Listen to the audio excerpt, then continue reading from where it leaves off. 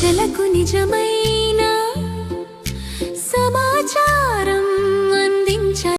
Welcome to ఉదయం news. జాతీయ లోక్ అదాలత్పై వివిధ శాఖల అధికారులతో న్యాయాధికారుల సమీక్ష.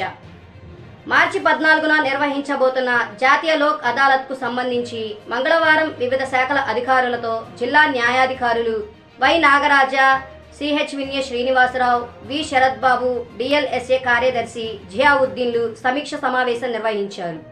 సివిల్ కేసుల పరిష్కారంలో తీసుకోవలసిన చర్యలపై న్యాయాధికారులు వివరించారు. ఇరుపక్షాల వారిని కోర్టుకు రప్పించినట్లయితే న్యాయాధికారులు చట్ట ప్రకారం అన్ని అంశాలను వారికి వివరించి కేసు రాజీ మార్గం ద్వారా పరిష్కారం అయ్యేలా కృషి చేస్తానన్నారు.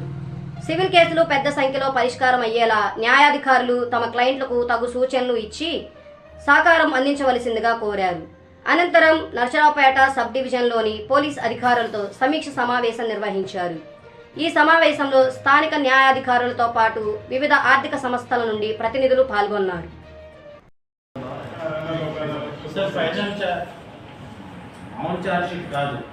కాంపౌండ్ గుళ్ళు మీ దగ్గర క్రైట్లో ఉన్నా సరే తెచ్చేయండి, చేసేస్తాను. ఎప్పటికైనా హెడేక్ మన ఇద్దరిదేగా. నేను ఛార్జ్ షీట్ నెంబర్ వేసిన తర్వాత అయినా మా ఇప్పుడున్న ఆఫీసులో తర్వాత ఆఫీసులో చేయాల్సిందేగా. మీ తర్వాత వచ్చి మీ ఐఓ మళ్ళీ ఎవిడెన్స్ పెట్టాల్సిందేగా. హెడేక్ ఎప్పటికీ మన ఇద్దరికి ఉంటుంది. ఎఫ్ఐఆర్లో పెండింగ్ ఉంది.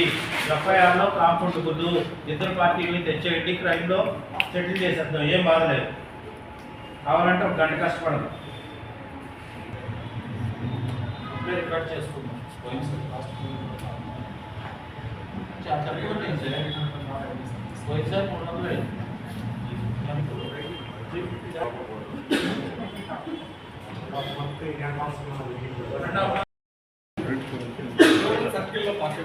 అంతేనా? ఇవ్వైతే మీరు ఫైల్ చేసి నెంబర్ రావాల్సినయా, మీరు ఛార్జ్ షీట్లు వేయనియ్యా, ఎన్ని ఉన్నాయి?